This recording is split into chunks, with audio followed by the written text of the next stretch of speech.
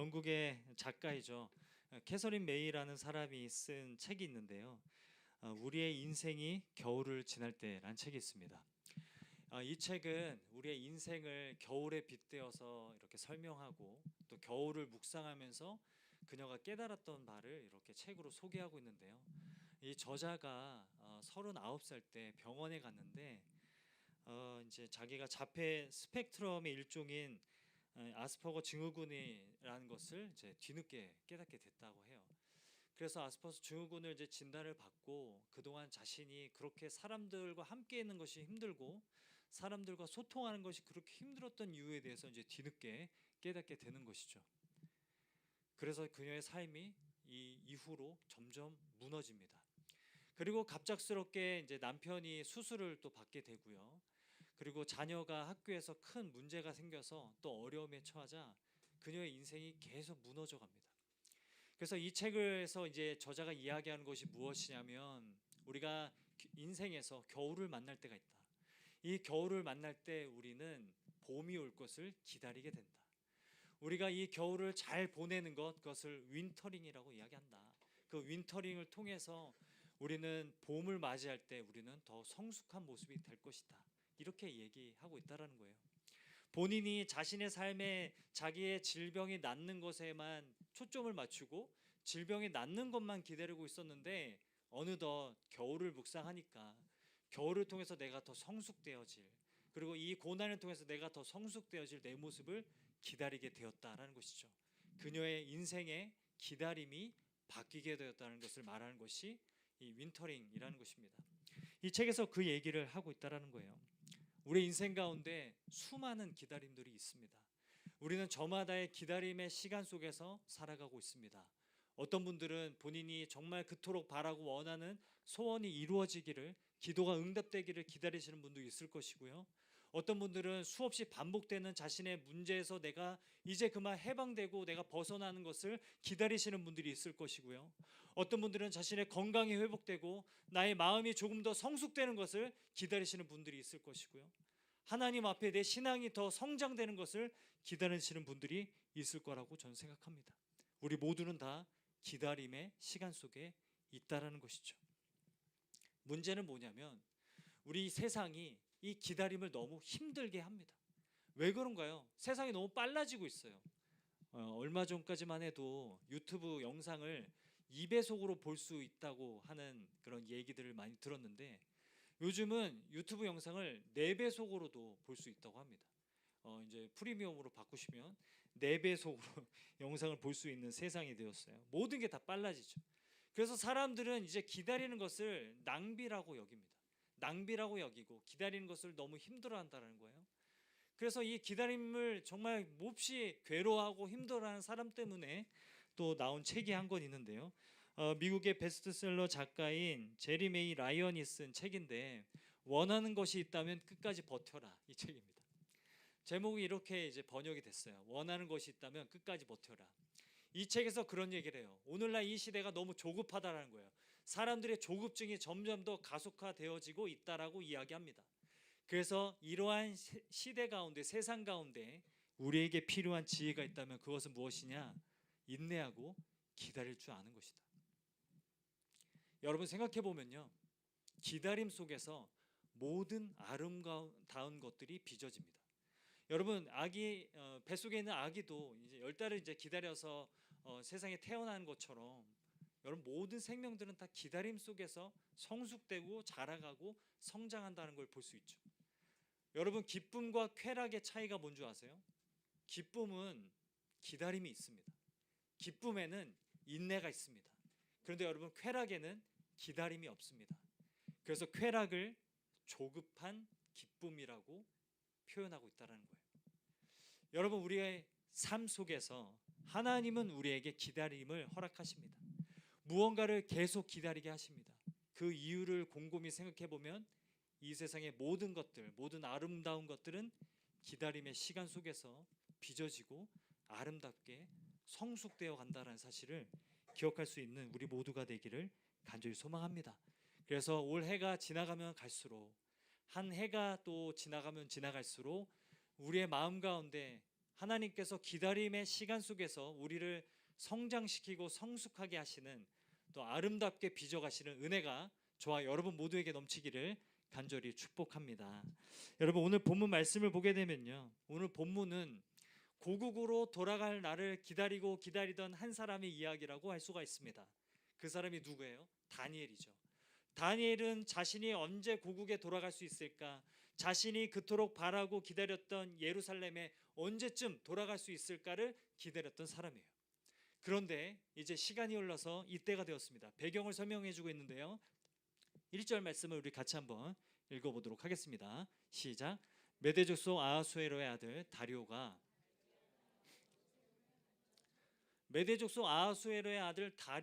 왕이 되던 첫 해라고 이야기합니다. 여기서 다리오는요, 사람 이름이 아니고요, 메데 페르시아의 왕의 호칭이었습니다. 바로 왕 할 때 바로가 이름이 아니라 이집트의 애굽의 왕의 호칭이었던 것처럼 다리오도 메데 페르시아의 왕의 호칭이죠. 아하수에로의 아들 다리오가 왕이 되던 그 첫 해는 여러분 BC 538년입니다. 538년이 되었어요. 기원전 538년이에요. 근데 여러분, 다니엘이 처음 포로로 잡혀온 연도가 언제인 줄 아세요? 기원전 605년이에요. 그러면 몇 년이 지났죠? 67년이 지났습니다. 다니엘이 지금 67년을 기다리고 있어요. 여러분, 대단하지 않습니까? 67년을 지금 기다리고 있는 거예요. 우리나라 광복한 지 얼마나 됐죠? 우리는 연연하지 않고 생각하지 않고 살아갈 때가 많은데, 지금 다니엘은 하루하루를 곱씹으며 기다리고 인내하고 있다라는 거예요. 저는 여기서 정말 인생에 참 아이러니를 발견합니다. 사람들이 기다림을 정말 힘들어하잖아요. 여러분, 기다리시는 거 되게 힘드시죠? 특히 횡단보도 바뀌는 거 기다리는 거 너무 힘드시죠? 신호 바뀌는 거 기다리는 거, 엘리베이터 기다리는 거 너무 힘드시죠? 전자레인지 돌리는 거 너무 힘드시죠? 그래서 막 그 안에 쳐다보고 있죠? 열 준비하고 계시죠? 삼각김밥 안에 놓고 열 준비하고 있고 1분만 돌리고 또 1분 돌리고 그렇게 하시죠?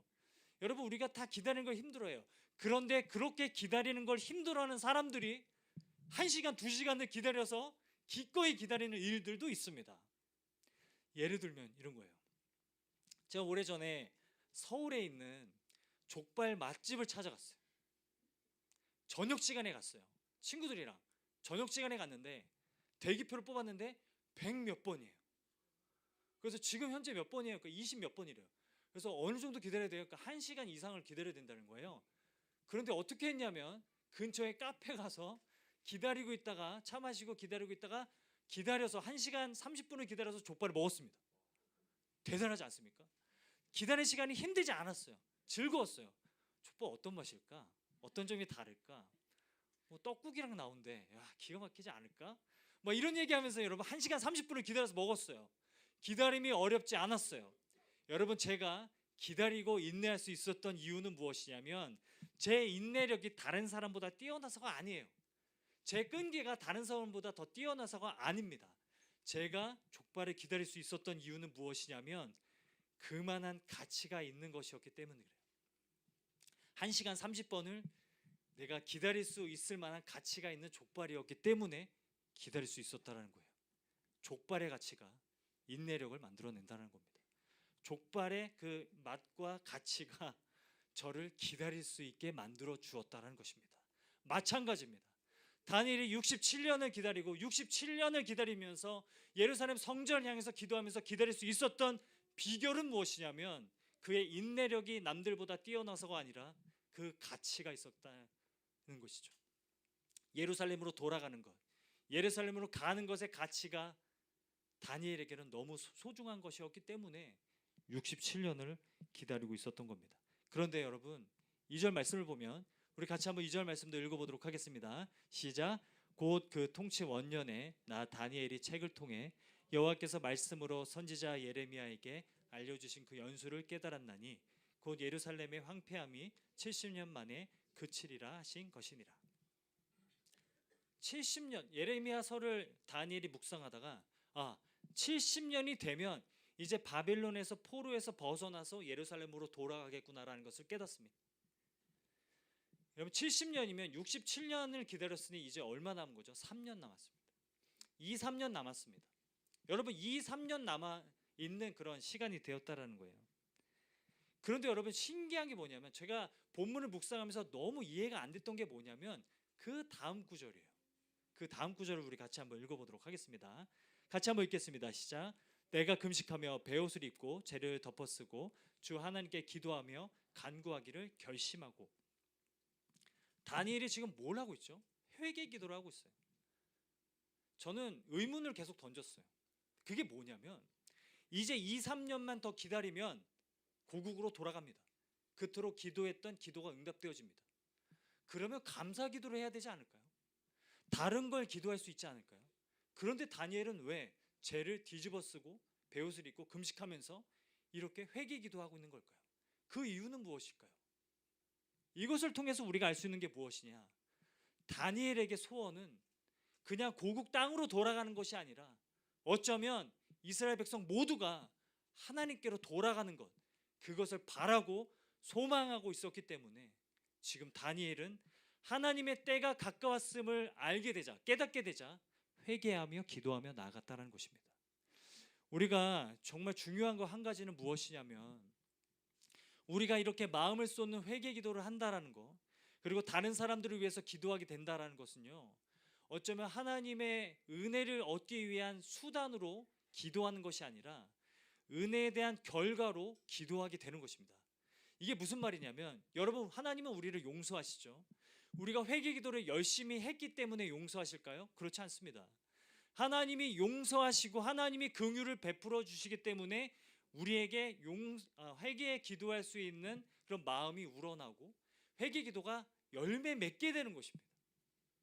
여러분, 기도는 하나님이 우리의 삶에 일하고 있다는 것을 가장 우리가 확인할 수 있는 증거가 된다는 거예요. 어떤 사람이 갑자기 회개 기도를 해요. 여러분, 이런 경우 있잖아요. 어떤 사람이 갑자기 생전 회개 기도하지 않다가 갑자기 회개 기도하고 갑자기 다른 사람을 위해서 중보기도 하고 함께 막 기도하며 다른 사람을 위해서 열심히 기도하고 있다면 여러분, 그것은 무엇이냐면 그 사람의 삶 가운데, 그 사람이 기도하는 대상 가운데 하나님이 일하고 있다는 가장 강력한 증거가 된다는 거예요. 다니엘은 여러분 그렇게 기도하고 있다는 것입니다. 마치 그런 상황이라는 거죠. 원하던 회사에 합격을 해놓고 회개 기도하는 상황이고, 원하는 대학에 합격해놓고 회개 기도하는 상황이고, 우리도 이제 예배 장소를 이제 찾고 거의 1년 가까이 이제 기도하고 있었잖아요. 이제 내년에 이제 우리가 예배 장소를 이제 이전하게 되는데 이제 와서 같이 회개 기도하자고 하는 그런 상황과 같다라는 것이죠.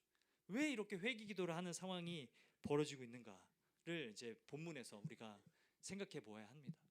여러분, 중요한 거, 우리가 무언가를 위해서 기도하고 마음을 쏟는 기도를 한다는 건 하나님이 우리의 삶에 일하고 있다라는 증거가 된다라는 사실이죠. 그래서 예레미야 애가 말씀을 보면 이렇게 말씀합니다. 우리 같이 한번 예레미야 애가 5장 21절 말씀 같이 한번 읽어보도록 하겠습니다. 시작. 여호와여, 우리를 주께로 돌이키소서. 그리하시면 우리가 주께로 돌아가겠사오니 우리의 앞날들을 다시 새롭게 하사 옛적 같게 하옵소서. 예레미야가 고백하고 있습니다. 무너진 예루살렘 성전을 바라보면서 기도하고 있습니다. 하나님, 우리의 마음을 돌이켜 주시옵소서. 우리가 하나님 앞에 돌아갈 수 있도록, 하나님께 돌이킬 수 있도록 도와주시옵소서.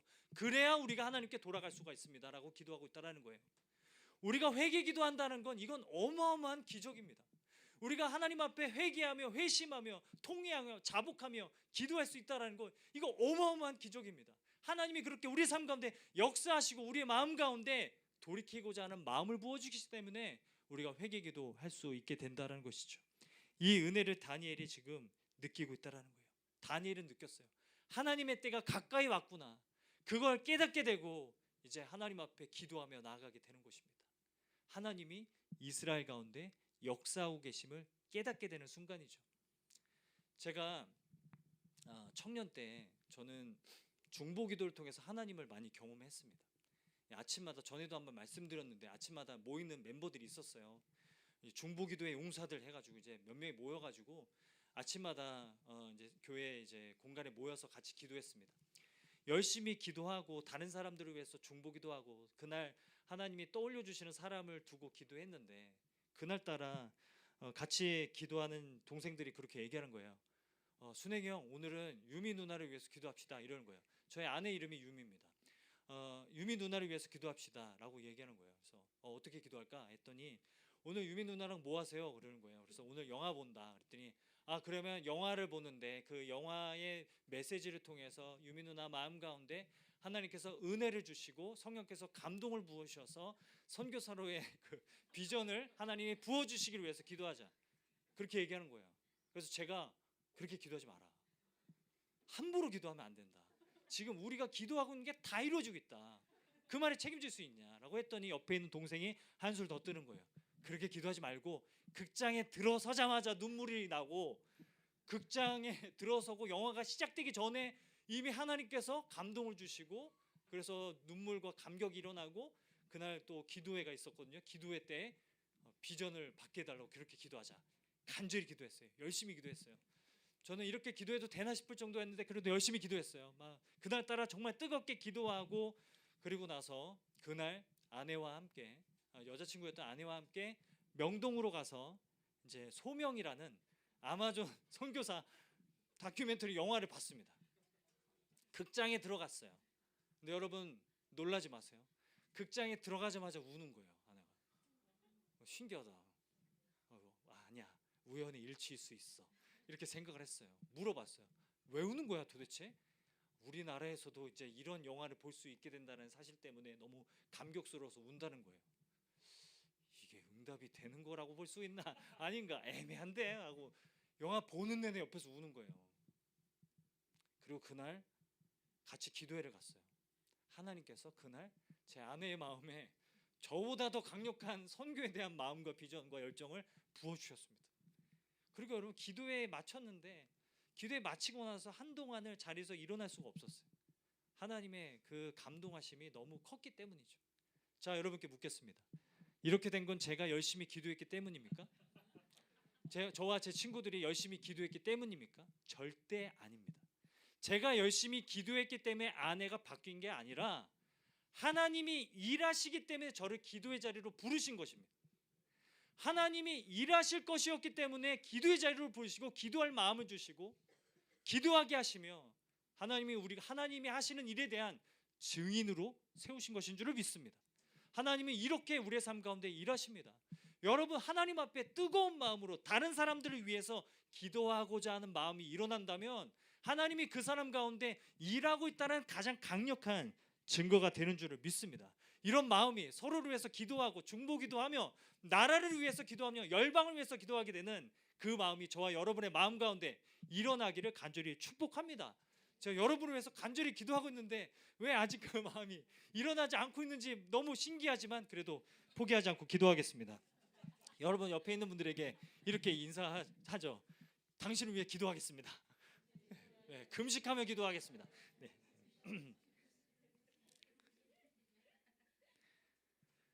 다니엘은 예레미야서를 묵상했습니다. 예레미야서를 묵상하다가 70년의 의미에 대해서 깨달았다고 합니다.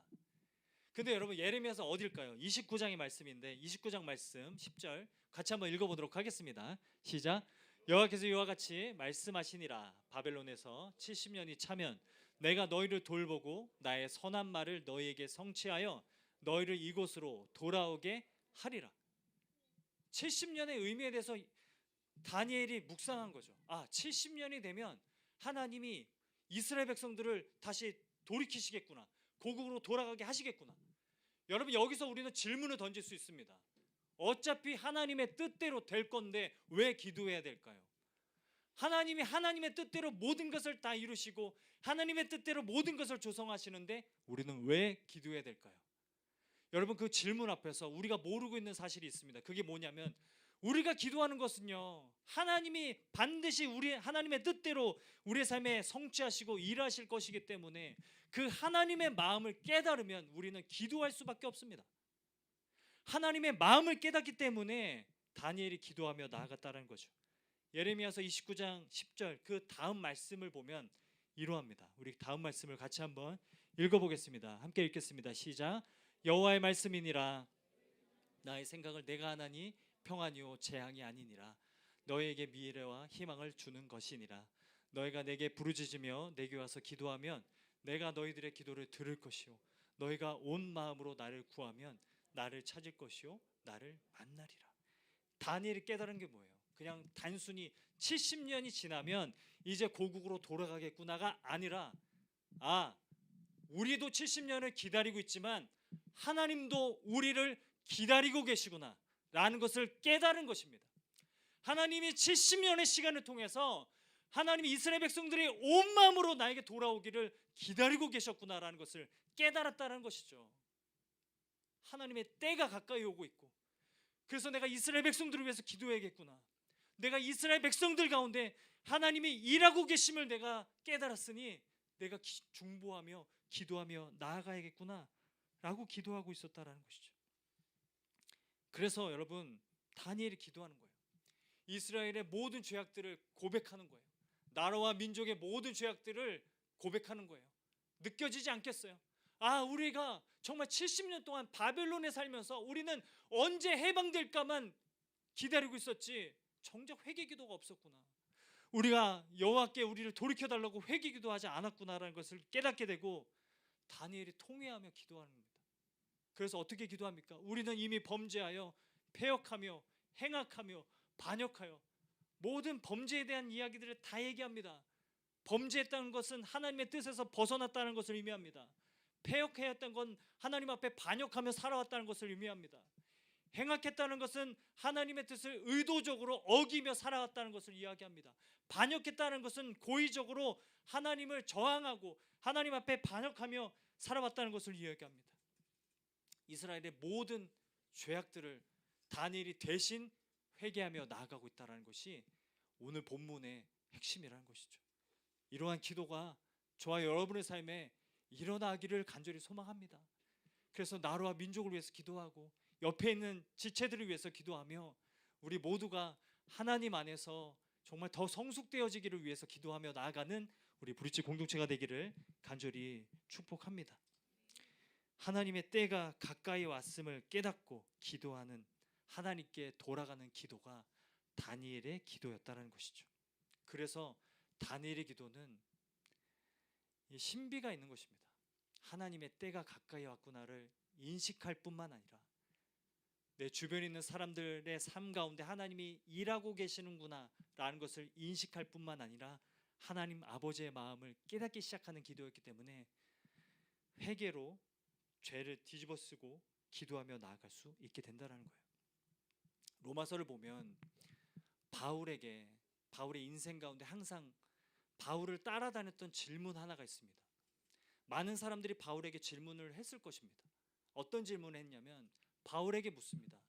이스라엘은 하나님이 버리신 거 아닙니까? 하나님이 버리셨기 때문에, 하나님이 포기하셨기 때문에 저들은 율법주의에 빠져 있고 예수 그리스도를 메시아로 인정하지 않고 하나님을 떠나서 지금 그렇게 살아가고 있는 거 아닙니까? 이스라엘을 하나님이 버리신 것 아닙니까? 라는 질문이 바울의 삶에 항상 따라다니고 있었어요. 그런데 여러분, 바울이 뭐라고 대답합니까? 절대 그렇지 않다. 절대 그렇지 않다. 하나님이 이스라엘을 포기하시지 않았다. 하나님이 이스라엘을 포기하시지 않았고 여전히 그들을 붙들고 계시다라는 가장 강력한 증거가 있다면 내가 그들을 위해서 기도하고 있다는 사실이다. 이렇게 대답을 하고 있다는 거예요. 그래서 로마서 9장 1절에서 바울이 이렇게 고백합니다. 자신의 심정을 이렇게 토로합니다. 나의 형제 곧 고르게 친척을 위하여, 이스라엘 백성들을 이야기하는 거죠. 내 자신이 저주를 받아 그리스도에게서 끊어질지라도 원하는 바다. 내가 기도하고 있다. 내가 이렇게 기도할 수 있다는 것은, 내가 이렇게 기도할 마음을 하나님이 계속해서 부어주신다는 것은 하나님이 여전히 그들을 포기하지 않았다라는 증거이다. 바울이 그렇게 대답하고 있다는 거예요. 여러분, 우리 주변에는 하나님께 돌아오기를 기도하는 많은 브릿지 교회 성도들이 계십니다. 내 가족이 돌아오기를, 내 부모님이 돌아오기를, 내 사랑하는 동역자와 친구들이 돌아오기를 간절히 기도하고 10년을 기도하고 20년을 기도하고 30년을 기도하시는 분들이 많습니다. 여러분, 우리가 이 말씀에서 소망을 얻어야 될 것은 무엇이냐면, 우리가 여전히 그들을 위해서 기도하고 있다면, 누군가가 그들을 위해서 기도를 포기하지 않고 있다면 하나님이 여전히 그들의 삶을 붙들고 계시는 가장 강력한 증거가 되는 줄을 믿습니다. 그래서 우리는 포기하지 않고 기도하며 나아가야 하는 줄을 믿습니다. 이러한 은혜가 저와 여러분의 삶에 넘치기를 간절히 소망합니다. 바울이 뭐라고 고백합니까? 이스라엘을 하나님이 포기하지 않으셨다. 내가 그들을 위해서 여전히 기도하고 있다 라고 말하면서 바울이 뭐라고 고백합니까? 하나님의 은사와 부르심에는 후회하심이 없느니라.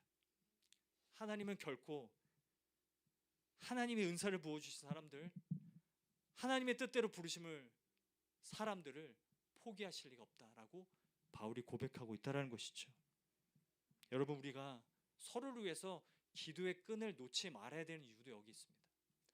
하나님이 우리의 삶 가운데 일하시고 우리의 기도를 통해서 다른 사람들의 마음을 움직이고 계시니 우리가 서로 함께 서로를 위해 중보하며 기도하며 나아가는 그런 공동체가 되기를 간절히 축복합니다. 여러분, 제가 한 주간 설교 준비를 하면서요 읽었던 책이 있어요. 그게 뭐냐면 기다림은 낭비가 아니다라는 책입니다. 마크 브로캄 목사님이 쓴 책인데 여기서 그런 얘기를 해요. 믿음은 기다림과 같은 말이다, 이렇게 얘기해요. 믿음이 뭐예요? 아직 성취되지 않은 것을 이미 성취된 것으로 바라보는 게 믿음이지 않습니까? 기다림이 뭐예요? 아직 오지 않은 것을 이미 온 것처럼 바라보는 게 기다림이지 않습니까? 그래서 믿음은 결국 기다림이다, 이렇게 얘기하는 거예요. 여러분, 믿음은 기다림이기 때문에 믿음의 반대말은 의심이 아니라 믿음의 반대말은 조급함이다. 우리의 삶 가운데 하나님은 우리가 기다리게 하시는 상황 가운데 두실 때가 있습니다. 우리를 추운 겨울 그 계절 가운데 두실 때가 있습니다. 그럴 때마다 우리가 잊지 말아야 할 것은 하나님은 우리가 기다리는 그 시간들 속에서 가장 아름다운 것들을 빚어가시는 분이신 줄을 믿습니다. 그뿐만 아니라 하나님은 우리의 기다림 속에 기다리고 계십니다. 우리가 기다림의 시간을 보내고 있을 그때에 하나님은 날마다 하나님께로 우리가 돌아오기를 기다리고 있음을 기억하며 모든 시간을 인내함으로 나아가는 저와 여러분의 삶이 되기를 간절히 축복합니다. 그래서 하나님의 은혜를 더 알고 알수록 우리가 다른 사람들을 더 성숙하게 하는 기도를 서로에게 들려주고 또 나눠줄 수 있는 저와 여러분의 겨울을 나는 윈터링의 시간이 되기를 간절히 축복합니다. 여러분, 오늘부터 그 크리스마스까지가 이 4주간이 대림절입니다. 대림절은 하나님의 임재를 기다린다는 그런 뜻이에요. 아기 예수로 오신 예수 그리스도를 우리가 기억하고 예수님께서 다시 이 땅 가운데 오시는 것을 우리가 기다리는 절기가 대림절입니다. 여러분, 우리는 이렇게 생각해 볼 수 있어요. 왜 예수님께서 아기로 이 땅에 오셨는가? 성인으로 이 땅에 오신 것이 아니라 태어나서 인생을 살아가야 하는 아기로 오신 이유가 무엇인가를 생각해 볼 수 있습니다. 그 이유는 무엇일까요? 예수님도 배우셔야 했던 것이 있습니다. 히브리서 말씀을 보면 예수님은 하나님이시지만 예수님도 배우셔야 될 것이 있었다라고 이야기합니다. 그것이 뭐냐면 순종입니다. 예수님께서 하나님의 아들이심에도 불구하고 고난으로 순종을 배우셨다고 이야기합니다. 오랜 시간을 기다리고 인내한 것을 배우셨다라고 이야기합니다. 예수님도 기다림과 순종을 배우셨다면 우리도 기다림과 순종을 배워가야 할 줄을 믿습니다. 그래서 여러분, 순종을 배우고 기다림을 배우는 사람은 모든 것을 배울 수 있게 되는 줄을 믿습니다. 이 은혜가 저와 여러분의 삶에 넘치기를 간절히 소망합니다. 예수님께서 아기로 이 땅에 오시고 30년을 기다리시고 공생의 기간을 기다리시고 마침내 30년이 지나서 사람들 앞에서 자신의 모습을 드러내시고 자신의 모든 신성과 그리고 하나님의 아들이심을 드러내시고 그리고 나서 하나님의 뜻이 가까이 왔음을 깨닫게 되십니다. 요한복음 13장 말씀을 보게 되면 예수님이 유월절 전에 예수께서 자기가 세상을 떠나 아버지께로 돌아가실 때가 이른 줄 아시고 세상에 있는 자기 사람들을 사랑하십니다. 끝까지 사랑하십니다. 예수님도 느끼십니다. 이제 돌아갈 때가 되었구나. 이제 아버지께로 돌아갈 때가 되었구나. 수많은 사람들, 여전히 죄악 가운데 놓여있는 사람들, 그 모든 마음이 느껴지고 인식되고 그래서 기도하기 시작하십니다. 예수님께서 끝까지 사랑하실 뿐만 아니라 통곡으로 눈물로 기도하십니다. 모든 죄악들을 위해서 우리를 위해서 기도하며 나아가신다는 것이 여러분 복음인 줄을 믿습니다.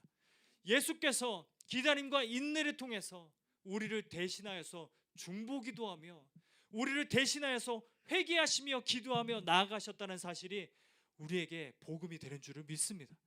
그래서 우리는 기다릴 때마다 예수님의 인내와 기다림을 떠올릴 수 있게 되는 것이죠. 하나님이 우리와 함께 기다리고 계십니다. 우리만 기다리는 것이 아니라 하나님도 우리의 기다림의 시간 속에서 우리를 기다리고 있습니다. 그것을 기억하며 우리가 인내함으로 조급해질 수밖에 없는 세상 가운데서 날마다 기다림 가운데 열매를 맺을 수 있는 그 은혜가 넘치기를 간절히 소망합니다. 예수님이 우리의 중보자가 되시고 성령께서 친히 우리를 위해 간구하고 계시기 때문에 우리는 기다림의 시간 속에 외로워하거나 우리가 홀로 남았다고 생각할 것이 아니라 이 기다림을 함께 짊어지고 가시는 그리스도께서 계심을 기억하며 우리에게 처한 모든 기다림의 시간을 지혜롭게 나아가는 그런 삶이 되기를 간절히 축복합니다. 지혜를 얻고 그래서 우리만의 겨울을 잘 보낼 수 있는, 그래서 다시 우리가 더 성숙하게 될 영혼의 봄을 맞이하게 되는 우리 모두 되기를 주님의 이름으로 축복합니다. 이런 말씀을 맺도록 하겠습니다. 제가 매주 이제 토요일 되면은 설교 준비를 이제 하기 위해서 아무도 이제 올 것 같지 않은 카페를 찾아갑니다. 그래서 이런 곳은 사람들이 잘 안 오겠지 하는 그런 카페로 찾아가서 설교 준비를 막 해요. 어제도 이제 설교 준비를 하고 있는데 저녁 때 설교 준비를 이런 곳은 아무도 안 오겠지 하는 카페에 가서 이제 설교 준비를 하고 있는데 어떤 한 부부가 저를 알아보시고는 인사를 하시는 거예요. 이순행 목사님 아니세요? 크게 거기 몇 분 계시는데, 그래서 당황해서 제가 벌떡 일어나서 소스라치게 놀라면서 예, 제가 맞습니다 그랬어요. 제가 그분을 잘 몰라요. 이순행 목사님이시죠? 예, 맞습니다. 목사님 개척하셨어요? 라고 물어보는 거예요. 예, 했습니다. 저 올해 3월부터 시작했습니다. 그래서 그분이 뭐라고 말씀하시냐면 기도하고 있었습니다. 제가 평소에는 목사님에 대해서 관심이 없었는데 하나님이 기도하고자 하는 마음을 부어주셔서 기도하고 있었습니다. 근데 개척하셨다고 하니까 다행이네요. 이제 그만 기도해도 되겠네요. 아니요, 계속 기도해 주세요. 계속 기도해 주세요 라고 얘기하고 악수하고 인사하고, 목사님 저희가 계속 기도하겠습니다. 하나님께서 목사님이 개척하시는 교회를 기다리셨나 봅니다 이렇게 얘기하시는데 저 눈물이 터졌어요. 집에 돌아오는 길에 제 마음 가운데 계속 되뇌어지는 생각이 뭐였냐면 나만 기다린 게 아니었네, 나만 인내한 게 아니었네. 저는 신앙생활을 하면서 가장 감격스러운 순간이 이런 순간이라고 생각해요. 나에 대해서 잘 알지 못하는 분들이 저를 위해서 기도하고 있다는 사실, 여러분을 위해서 누군가가 기도하고 계셨습니다. 그리고 여러분을 위해서 누군가가 포기하지 않고 기도하셨기 때문에 저와 여러분이 이 자리에 있습니다. 그 사실을 기억하며 저와 여러분도 다른 사람을 위해서 기도하는 일을 쉬지 않는 그 은혜가 있기를 간절히 소망합니다. 저는 2026년을 기다리고 기대합니다. 하나님께서 기도하게 하십니다. 저와 여러분의 삶을 통해 이 땅 가운데 그토록 바라고 기다리셨던 하나님의 귀한 사역과 일들을 하나씩 성취해 가실 것을 바라봅니다. 여러분, 저와 여러분의 기다림이 이렇게 더 성숙되어지고 이렇게 기다림 속에 항상 하나님을 모셔서 그 기다림이 결코 조급함으로 빠지지 않고 기다림 속에 오히려 안식하며 평안을 누리는 저와 여러분의 삶이 되기를 간절히 축복합니다. 여러분만 기다리고 있는 것이 아니라 하나님도 기다리고 계십니다. 하나님이 여러분의 삶을 얼마나 복되게 하고 싶어서 기다리고 계신지 여러분 아십니까? 하나님이 여러분의 가정을 회복하고 싶으셔서 얼마나 기다리고 계시는지 아십니까? 하나님의 여러분의 마음을 고치고 싶어서 얼마나 기다리고 계시는지 아십니까? 그 강력한 증거가 무엇인 줄 아십니까? 제가 기도하고 있고 많은 분들이 여러분을 위해서 기도하고 있다는 사실입니다. 우리가 이렇게 함께 모여서 예배하는 것도 중요하지만 우리가 서로를 위해서 기도의 끈을 놓지 않고 서로를 위해 중보해주며 우리의 기다림 속에 예수 그리스도를 날마다 모심으로 우리의 기다림을 통해 가장 아름다운 모습으로 빚어져가는 그 은혜와 축복이 저와 여러분의 삶에 넘치기를 간절히 축원드립니다.